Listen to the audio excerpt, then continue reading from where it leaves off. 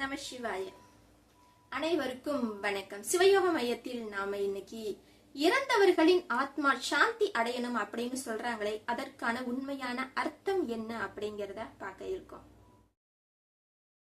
இந்த பூமியில மனிதரா பிறந்துட்டாங்கனாலே சின்ன குழந்தைகள்ல இருந்து வயதானவர்கள் வரைக்கும் தங்களுடைய மனசுக்குள்ள ஏதாவது ஒரு ஆசையை அவங்க நினைச்சுக்கிட்டே இருப்பாங்க. அவங்களுடைய வசதி வாய்ப்புக்கு ஏற்ப, அவங்களுடைய வயதுக்கு ஏற்ப அவங்களுடைய மனசுல ஏதாவது ஒரு ஆசைகள் வந்துகிட்டே தான் இருக்கும். ஒருவேளை அவங்க மனசுல ஏதாவது ஒரு ஆசைய நினைச்சிட்டு இருக்கும் பொழுது அந்த ஆசை நிறைவேறதுக்கு உள்ளேயே அவங்களுடைய மரணம் ஏற்பட்டுருச்சு. அதாவது திடீர் மரணமா இருக்கலாம், விபத்துல ஏற்படலாம். இந்த மாதிரி அகால மரணம் ஏற்பட்டு அவங்க இறந்துட்டாங்கன்னா அவங்களுடைய ஆத்மா சாந்தி அடையாது.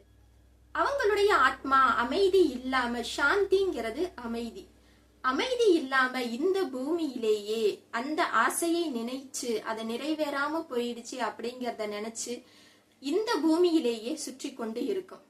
அவங்களுடைய ஆத்மா சாந்தி அடையணும்னா அவங்களுடைய ஆசைகள் நிறைவேறணும்.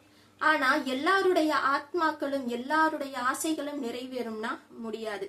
அப்படியாப்பட்ட ஆத்மாக்களுக்கு ஒரு சில சாந்தி பூஜைகள் இருக்கு. அந்த சாந்தி பூஜைகளை செய்யும் பொழுது அந்த ஆத்மாவை நம்ம சாந்தி அடைய வைக்க முடியும்.